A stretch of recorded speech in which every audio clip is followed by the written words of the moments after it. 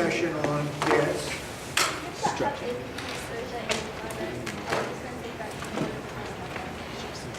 Yeah, you can take it. Yes, I mean, if you have the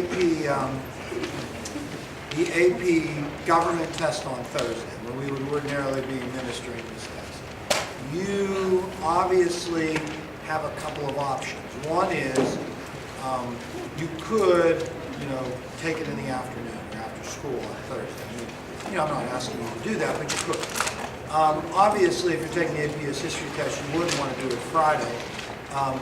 If you would be that rare person that wasn't taking the AP history test, you could do it on Friday. You can do it on Monday if you like. You don't even have to do it on Monday. You can do it on Tuesday. I'd say no later than Wednesday of that next week, because I know that there's a lot of things happening.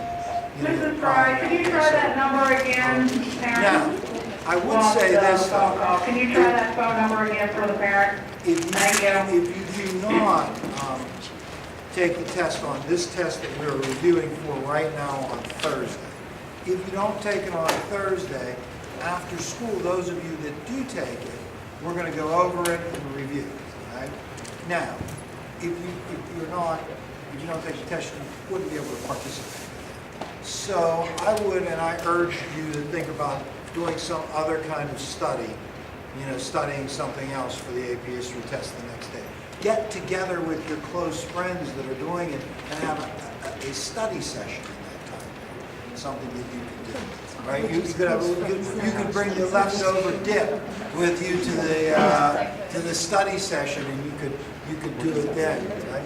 Now, in terms of the topics that I think you might find on this test that's coming up, the first one I did want to mention this. Like I said, this final examination is going to be 49 questions, and it will probably be on 14 or 15 topics.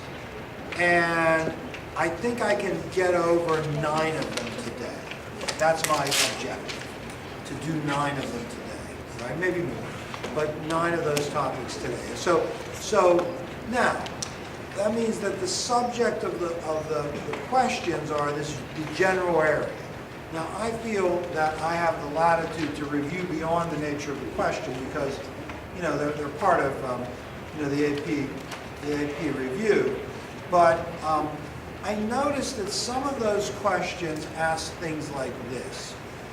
If you were going to prove something, right, what would be good evidence to support an idea?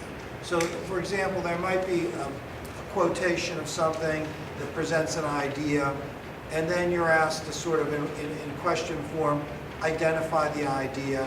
And then a follow-up question would be, what would be good evidence, what would be a good example of evidence that would support this idea, right? Is something that you would see. Then, other kinds of questions are, what things happen later that would support this idea? Or how might you see the trend identified in this continue? Are the kinds of questions that they ask. And sometimes, because there's only 4 possible responses, so it's unlike what you've had in class where you've had a question and there's been 5 possible responses. Here there's only 4 possible responses. And more often than not, at least 2 of them kind of borderline on being ridiculous. They're this clearly not, relevant to the question at all. So it usually gets down to kind of 2.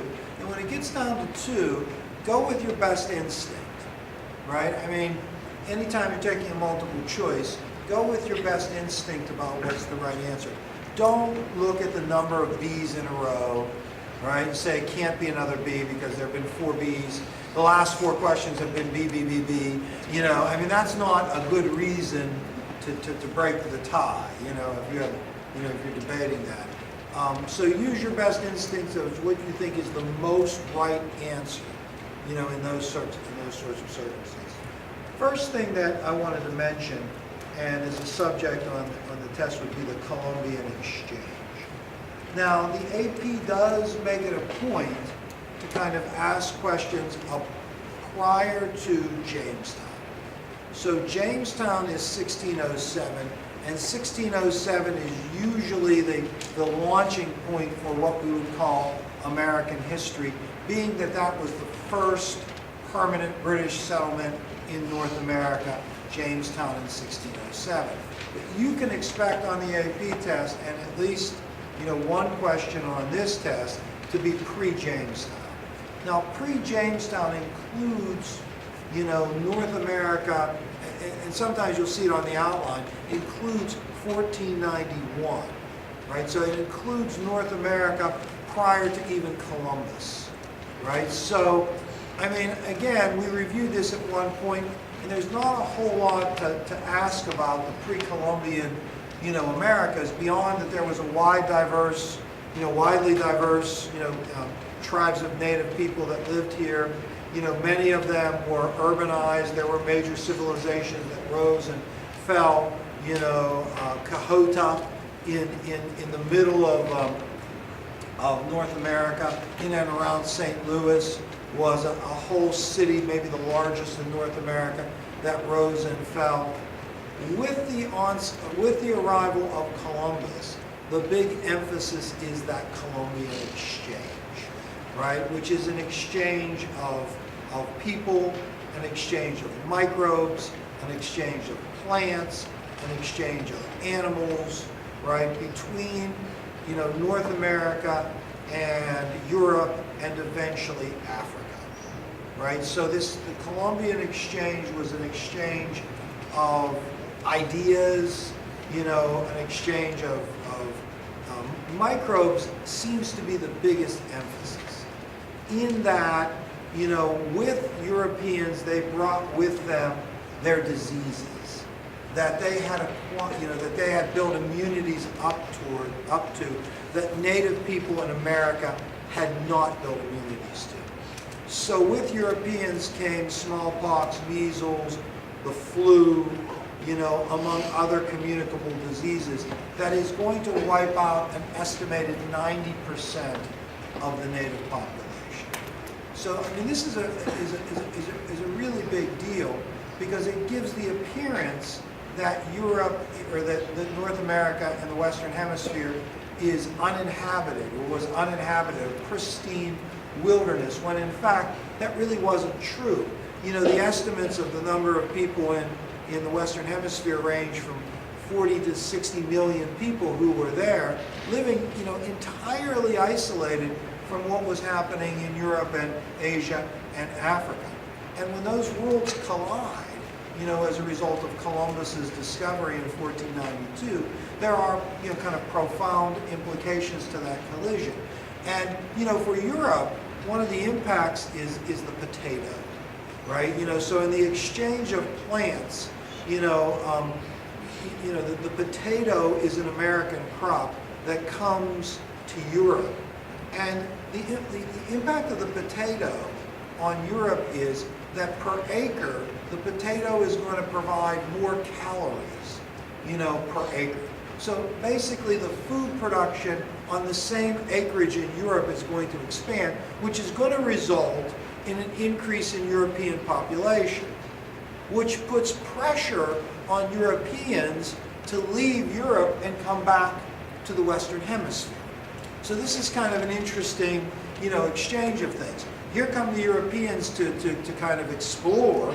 The explorers, they bring with them their diseases that decimate the native population throughout, the Western Hemisphere.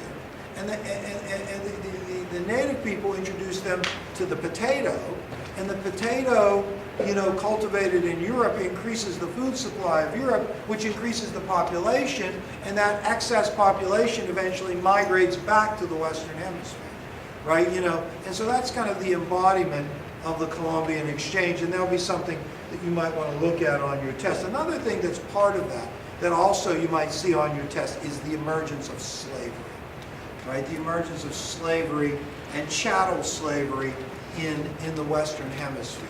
Now, obviously, we said that the first slaves in the Western Hemisphere were probably the native people that the Europeans, interacted with.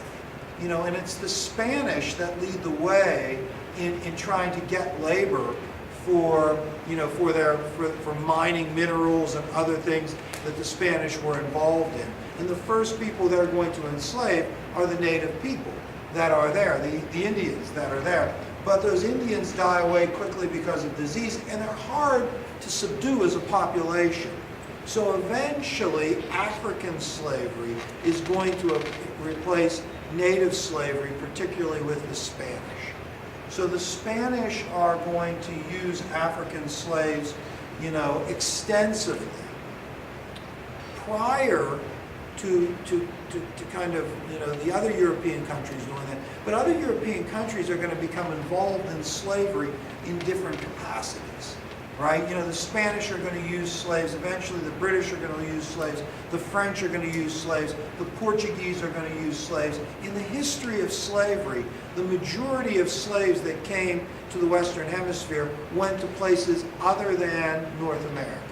Only about 400,000, about 390,000 to 400,000 Africans that were captured in Africa and transported to the Western Hemisphere went to North America. Millions of slaves went to South America and the Caribbean, many of them into Spanish colonies, others in British and French colonies that were in the Caribbean as well. Now, the relationship between these slaves and their masters was not always one-sided. There's going to be things, on the test about the relationship between slaves and their masters. It wasn't always one-sided, where slaves were entirely dominating, or masters were entirely dominating their slaves. The interaction between Africans and Europeans is going to influence both sides. It's going to influence certainly Africans negatively in many ways, but it will also influence Europeans, right? As well. And so, and then in terms of the Western Hemisphere, in terms of North America in particular, and the British colonies in particular, remember this in terms of slavery. The first recorded evidence of slavery in a British colony is in Virginia in 1619, right? So in 1619, we have the first record of some kind of African indentured servant or slave in British North America. Right? Now, that's the 17th century. Although there is evidence of slavery in Virginia and in Maryland and in the Carolinas in the 17th century, for the most part, slavery as a viable labor alternative to the plantations of British North America doesn't really take off until the 18th century. The overwhelming majority of slaves that come to British North America come between 1700 and 1808. Now, why did I pick 1808? I picked a specific date there. I said, listen, they come between 1700 and 1808, yes. Because in 1808, the government can interfere with the slave trade? Yes. In 1808, the international slave trade was banned, right? So after 1808, it was illegal to import African slaves into the then United States, right? Prior to 1808, slaves came, but individual states could ban the international slave trade. But even after 1808, there is going to be a vigorous domestic slave trade in the United States, right? But nevertheless, it's going to be, I just also wanted to mention about the establishment of slavery here. The establishment of slavery in British North America is going to start in Virginia, right? But really take hold in the Carolinas, particularly the southern part of Carolina, where African slaves are going to labor in large numbers on those rice plantations in the southern part of Carolina. And it is going to be the South Carolinians that establish for the first time kind of the true infrastructure of slavery. The South Carolinians are going to bring from Barbados a British colony in the Caribbean that heavily was dependent upon slavery, kind of the rules and laws, the slave codes that enforce slavery in colonial Southern Carolina. And those codes and laws are eventually going to spread into Northern Carolina, Virginia, Maryland, and later into Georgia. Now, slavery as an institution in colonial America is going to exist in all 13 colonies up to the Revolution, right? So slavery as an institution is going to exist in all 13 colonies up to the Revolution. In fact, there's only going to be scant evidence of really anyone challenging the morality of slavery up to the Revolution. The Quakers in Pennsylvania are going to be the first to say, hey, maybe this is wrong, maybe this is immoral, right, to hold people in captivity. And we made the argument that in a stratified society, in a society where people recognize, class distinctions based on heredity, the idea of somebody at the bottom being enslaved wasn't remarkably, difficult to accept, right? So every colony had slaves, including Massachusetts. Jonathan Edwards owned slaves, right? The great theologian of the First Great Awakening, Jonathan Edwards owned slaves. Obviously many of the founders owned slaves. Washington had slaves, and Jefferson had slaves, and Madison had slaves. Patrick Henry had slaves. All those, plantation owners of the South had slaves. As a result of the Revolution,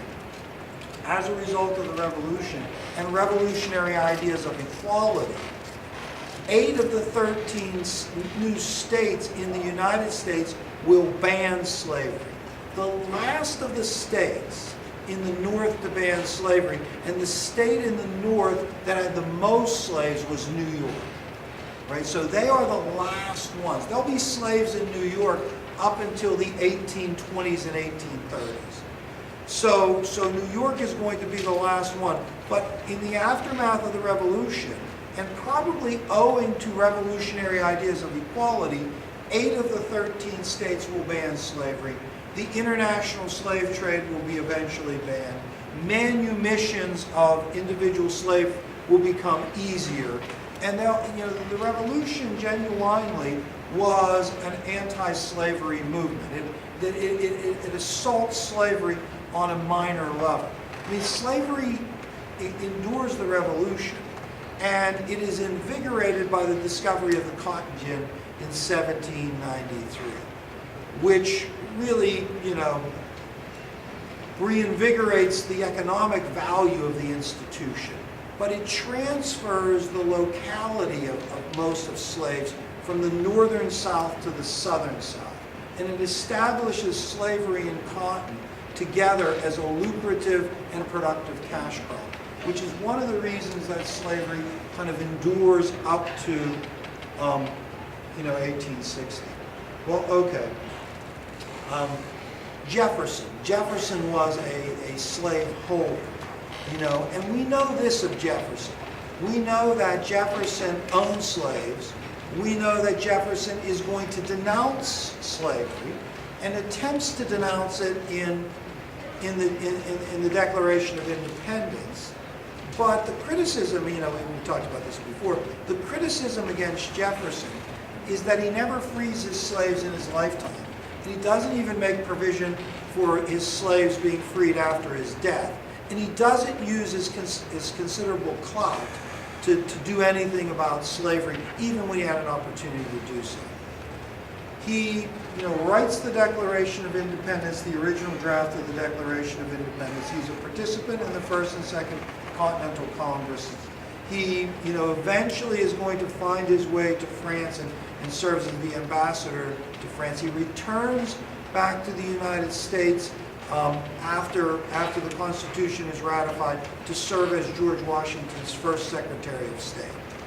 Jefferson is going to become disenchanted with, and this is a third topic, Jefferson's election in 1800. Jefferson is going to become disenchanted with the United States government under the Constitution in the Washington administration, and particularly with the Secretary of State, Alexander Hamilton, right? Alexander Hamilton, who Jefferson is going to argue eventually is a monarchist, right? That is a monarchist that is committed to replacing, the Republican government in the United States with a monarchy.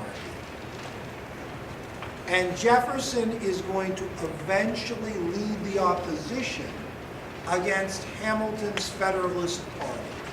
Jefferson and Madison, right? Jefferson was not a participant in the Constitutional Convention. Madison was. He and Hamilton had actually collaborated on the Federalist Papers, defending the Constitution and advocating for its ratification.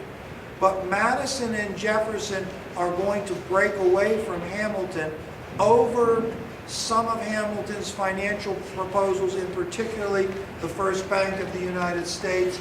More significantly, it's going to be over the French Revolution, with Jefferson and Madison supporting an alliance with France and supporting the revolutionary spirit, and Hamilton and other Federalists fearing it. The partisan bickering between Hamilton's Federalist Party and eventually Jefferson's Republican Party reaches epic proportions in the administration of John Adams. The administration of John Adams, which is 96 to 1800, is probably the deepest partisan divide in American history.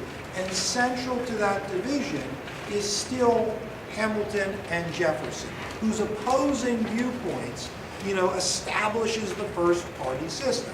I mean, Jefferson is a small government, advocate, a supporter of liberty versus order, an advocate of individual freedom and liberty, and someone who feared the power of government would be used to trample on the liberties of the people. Hamilton eventually made the argument that too much liberty and license led to chaos and anarchy, and that chaos and anarchy would eventually destroy Republican government. And so you needed to insulate the power of government to some extent from the passions and the will of the people. Remember, Hamilton is going to say, "Your people, sir, are a beast." Right? Do they say that in the play? Your They people. do not. Was that? They do not. They do not. Your people, sir, are a beast. And so he is not confident in the people, which gets back to kind of the classic differences between conservatives and liberals. I mean, Jefferson is a traditional liberal in that he's confident in the people and fearful of the abuse of power by government. Hamilton is a conservative in that he is fearful of chaos and anarchy, not confident and suspicious of the people, and wants a powerful national government to provide order and stability and to protect private property. These differences, kind of explode into bitter partisan politics, and it culminates in 1800. The culmination of the political bickering, in the 1790s, culminates with Jefferson being elected to the presidency over Adams. And remember, the ironic thing about Jefferson running against Adams is that Jefferson is actually Adams's vice president. Remember, Jefferson was elected vice president in the Adams administration, and he served as Adams's vice president and then challenged him for the presidency in 1800. And Jefferson was elected to the presidency in 1800, and so was his faction, the Republicans, which now were kind of an established political faction. The Republicans took both the House and the Senate. So there was a total kind of victory for Jefferson's faction in 1800. Jefferson referred to that victory as the Revolution of 1800. But he will argue in his inaugural address that the job was done, right? That the revolution of 1800, this election, represented, the Jeffersonians taking back the power of government, returning it to the people, and reestablishing the original intent of the revolution now in the national government. Right? And really what happens is, after Jefferson takes office, the Federalist Party, which was increasingly out of touch with the direction of the country, does fade from existence. I mean, the Federalists, do believe in kind of a hierarchical structure, that some of those things like deference and place and hierarchy in society gave order and stability.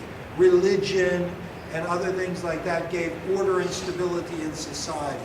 And what Jefferson represented is the beginning of the movement towards popular government.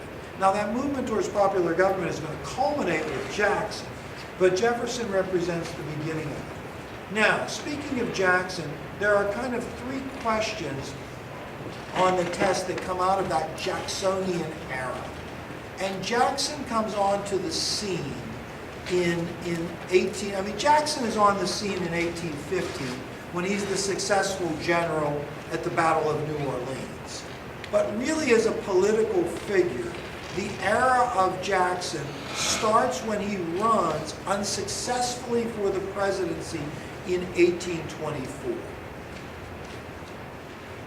And he serves, he's successfully elected as president in 32 and re-elected in 36 and lives until 1845. Right? He lives until 1845, unlike the current president who feels that Jackson, may have been around at the time of the beginning of the Civil War. I kind of know, you remember, the Trump was getting beat up a little bit about that comment about Jackson and ending the Civil War, but you kind of know where it came from. Remember Remini, mentioned that some people had said that if Andrew Jackson would have been around in 1860, there may not have been a Civil War. So that kind of notion that Jackson could have somehow solved the Civil War is ridiculous. However, it's probably not as ridiculous as it sounds, right? There was kind of that comment, and somebody said, "Oh, but an hour of Jackson," right? As the Civil War was coming. I think that tends to oversimplify it, but there was, that kind of thinking that Jackson's kind of firm idea might have averted the Civil War. I think it's ridiculous to think that because the circumstances were much different. Nevertheless, it's in that time period that three questions are going to be drawn. And one of them is about one of the things that you kids like the most, a literary movement called transcendentalism. Right? Now, I know how much in your English classes you enjoyed a conversation. Who do you associate with transcendentalism? Emerson. Right? Emerson is the dean, Hawthorne, and the idea of transcendentalism. There's a lot of different notions that come forward in transcendentalism. But two things I think that you might want to remember for the test are, one, transcendentalism is associated with individuality, right? That the worth of the person. The person has worth. Individuality. Remember, weren't the transcendentalists talking about the oversoul, that God was within every person, this spark of divinity within each person, so people have worth.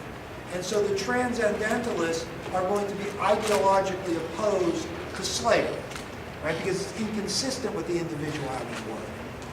And the other thing about transcendentalism is its Americanism, right? That people have worth, individuality, and that Americans have their own kind of literary ideas and their own religious ideas. I mean, transcendentalism and Americanism and nationalism, post-war nationalism, as America is kind of congealing as a nation, are all connected. And that's what's happening in the Jacksonian era. There is the rise of popular democracy.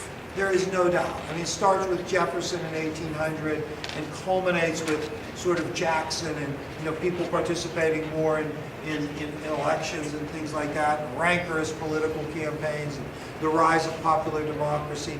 But there's also kind of the emergence of American nationhood, right? That Americans are increasingly seeing themselves as Americans. And a part of that is the development of a national culture. That no longer was America kind of a stepchild of European culture, but they were beginning a natural culture. And that's why, you read Hawthorne and, and they're writing in this time, and that becomes the first kind of genuine American culture. Now, also in that period, that Jacksonian period, there is this period of immigration. And, we talked about that. We talked about, the influx of immigrants that come to America, starting with Europeans that come over to colonial America and continue to come over.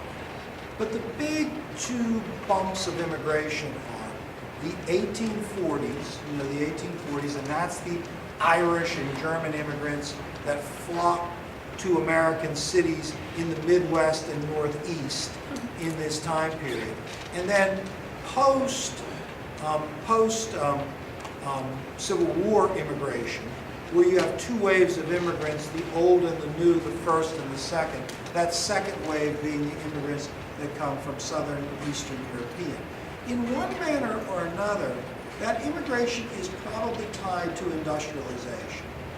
Right? Those immigrants, if you remember, when we talked about immigration, there is the push and the pull.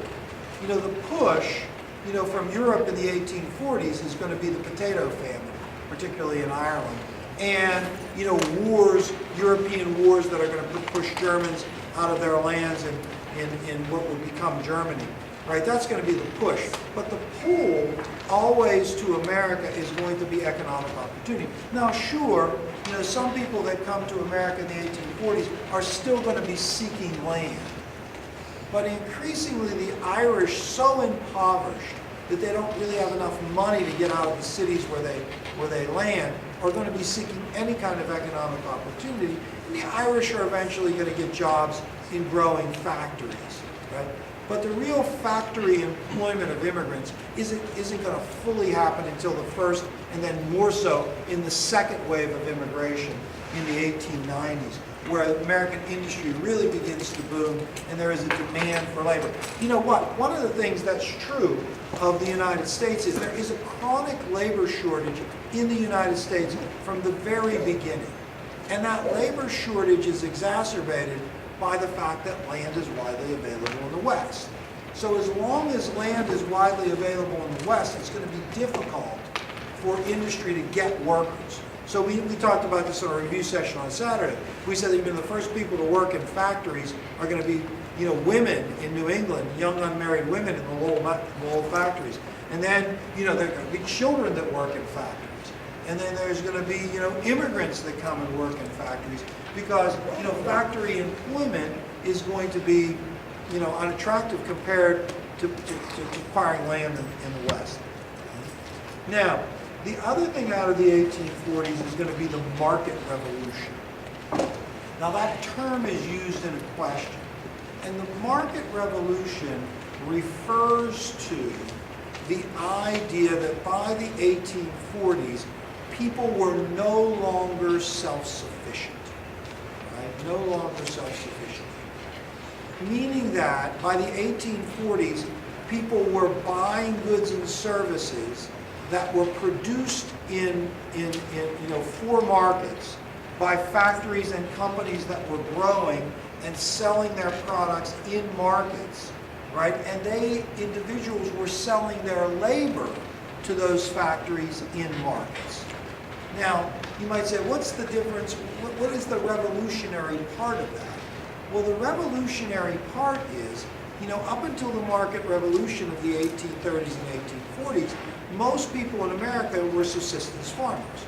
I mean, they had enough, ground to grow enough to sustain themselves, and maybe they traded within their communities on a very limited basis. The market revolution is very much, expanded and promoted by the transportation revolution. You can't have these markets that are going to be so important in the 1840s and beyond if you don't have connections so that factories can mass produce and sell. So the emergence of the market, is really enhanced by the transportation revolution and the big transportation innovations in canals and railroads, steam technology, highways, etc. in that time frame. Now, one of the things that frequently is connected to the market revolution, and you'll see this, on tests and other things, is the social impact of the transformation. And the big social impact is that people no longer worked at home. Right? There was a separation between home and work, and there was a dependency. People were dependent on the market. They were dependent on wages and their income and selling them in the market. There was a transformation. And in fact, the reform movements that emerged in the 1830s and 1840s are in some ways a response to the changes that were occurring in America. And the market revolution is central to those changes. One thing that we mentioned in the review session on Saturday was something called the cult of domesticity, right? And the cult of domesticity is a part of the backlash from the market revolution, right, in this time period. Okay. Another topic, and I'm glad that this is on the test because I think it's important, is populism. That's on the test on Friday, the populist movement. Now, we talked, I think, at pretty much length about populism. And populism eventually becomes a political party. In 1892, there is a populist party. But the populist party is a culmination of agrarian discontent, right? It's the culmination of, through the 19th century, farmers becoming increasingly frustrated with the transformation of agriculture. Remember, we said that populism is all about unhappy farmers, right? And farmers are unhappy because they believe that there's a conspiracy against them. That big business and government and the railroads and the banks and everyone are conspiring to advantage themselves at their expense. Remember, we read that quote from the North Carolina Farm Journal. They kept saying, and agriculture languishes, and agriculture languishes. And the banks have never done better, but agriculture languages. And then we read Mary Yellen Lease saying that this is a government for Wall Street and by Wall Street, And so the populists are going to kind of maintain that their circumstances were very much a result of this gigantic conspiracy against them. Now, we argued that the populists suffered from, technology, that the transportation improvements and other technological improvements and better fertilizer and better seed and other things resulted in, farmers being able to grow more, on the land that they had, to cultivate it with less labor, and basically you needed fewer farmers. Look, only about 2% of Americans, live and work on farms today, right? So, and that 2% of Americans today basically feeds the world. You went from 90% of the population living and working on farms to 2%. And that accelerates in this time period. But the populists don't see it that way. And eventually they have enough influence to start this populist party. Now, probably the big political implication of populism is they wanted to change the role of government, right? So the populists saw government working against them, right? The government was conspiring against them. They wanted government to work for them, right? Now, it goes back to kind of Jefferson. Jefferson saw government as a potential way to jeopardize people's liberties, right? And that's why he wanted small government. Hamilton saw government as a way to establish stability. The populists saw government abused, right? Abused by business interests that had so much economic power that they were able to yield political power. And they wanted government to be in the hands of the people, hence they called themselves the People's Party, right? And to work for the people. The populists, fade with the demise of, William Jennings Bryan in '96. But the idea of government working directly to benefit the people, right, which is really quite new. I mean, like I said, Hamilton's idea is the government will be there to keep order, right, and to promote general economic growth, which meant supporting business. Jefferson is the government's got to be small and unintrusive, otherwise it's going to jeopardize our liberty. The populists come along and say, no. The government shouldn't be there to promote business, prosperity. It should be there working for us. Now, the progressives are going to pick up on that and make it happen to a limited extent. The progressives are going to say, yes, the power of government should be used to ameliorate the problems that people are suffering, whether they are agricultural or urban problems.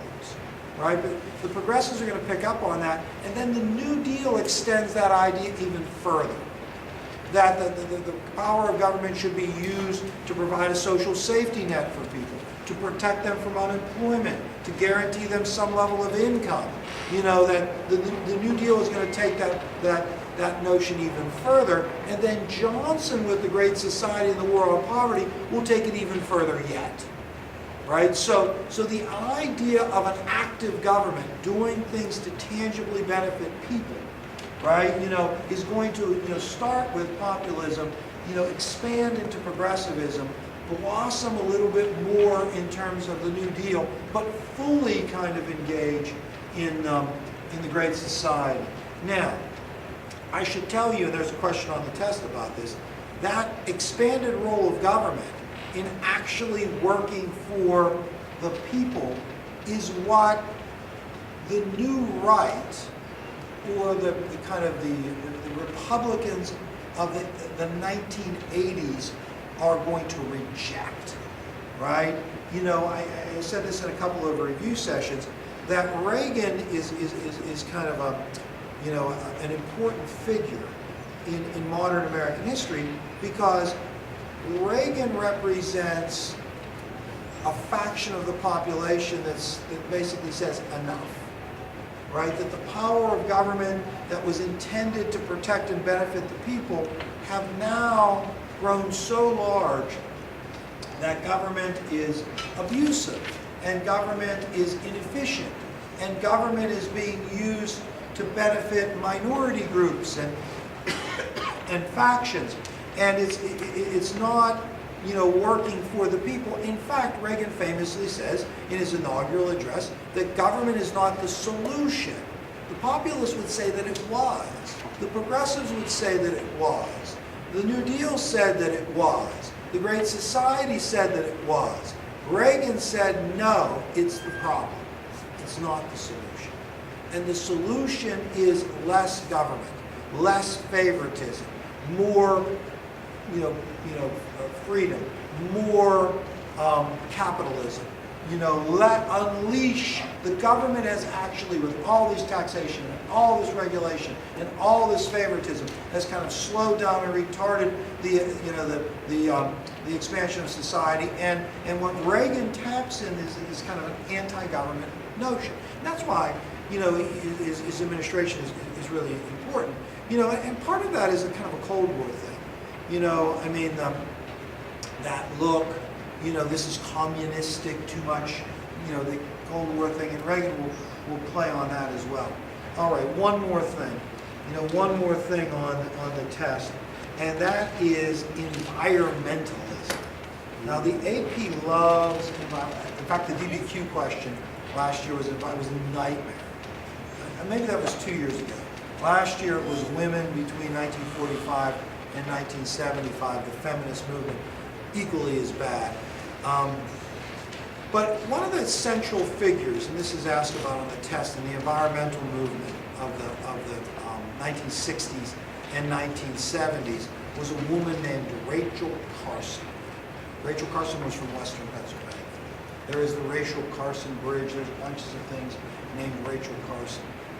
And she wrote a consequential book in 1962 entitled Silent Spring. So when you talk about influential books, Silent Spring, like Silent Spring, like the birds chirping, you know, what Carson wrote about was pollutants and chemicals that were being used and the natural environment that was being destroyed. And Carson is going to, with her book, The Silent Spring, which is widely read, kind of bring an awareness to the environmental damages that the prosperity of the 1950s and the 1960s were bringing forward. And she's widely credited with sort of launching the modern environmental movement. Now, you know, environmentalism as a movement was as old as the 1800s. Oh, who did we identify, speaking of environmentalism, who did we identify with the Sierra Club, who we said was kind of maybe the original environmentalist, and who was a friend of Theodore Roosevelt, but not somebody that he necessarily agreed with? Who did we say was you know, the founder of the Sierra Club and maybe was an original environmentalist? Anybody? I don't know if he was the original, but he's the person we kind of associate the most with environmentalism. Does anybody know? Go ahead, Devon. Yeah, John Muir. Right? He's identified with the Sierra Club, which is still, and I think Rachel Carson in Silent Spring is really going to be credited with launching the modern environmentalist movement and a lot of anti-pollution legislation, some of which, again, the new right is going to reject. You know, the new right and Reagan are going to reject pollution regulations as going too far, right? You know, the government has gone too far and it needed to be pulled back. Now, just to mention, it's not on the test, but when we talk about consequential books, you know, in American history, the most consequential pamphlet is Common Sense. Thomas Paine convinces people to support independence. Not really a book. The influence of sea power upon world history is a consequential book because it promotes kind of imperialism. Silent Spring is a consequential book, and so is a book called The Feminine Mystique, which was written by Betty Friedan in the 1970s. In the 1970s, you know, Betty Friedan, and it's usually kind of associated with launching, you know, the modern feminist movement. You know, and you do have kind of a woman's movement that starts in the 1840s, but much of that early women's movement involves suffrage, right? You know, the idea of equal rights for women, and beyond suffrage, once the vote came, is something that really comes in the 60s and in the 70s, where it appears that, you know, women are not kind of treated equitably and fairly, and there are obstacles into women, you know, kind of fully enjoying, things in life. Feminine mystique is part of it. And part of it also is, the argument was that suburbia was suffocating for women. That suburbia kind of relegated women to kind of the cult of domesticity, homemakers. It was isolating. You know, there was a culture of, you know, stay-at-home moms, and it's really in the 70s where the idea of women working outside of the home reemerges. You know, well, all right. That gives you 9 topics, and all those things I brought up are general subject areas of questions, and they probably account for more than half the test. So if you wrote them down and you were studying for that test on Thursday, or you guys are taking it later, you know, look at those 9 topics and use that as a guide to look at things. I mean, there'll be other things on there too, but those are more than half of the test. We reviewed a lot of things, didn't we? I saw you shaded. Quite a bit of things. You're shaded the water valve now. If I didn't wake you up, you would have done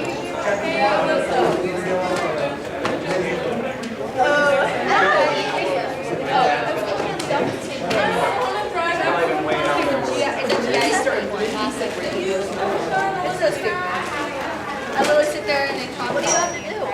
Like, wow, that's a long oh, sorry.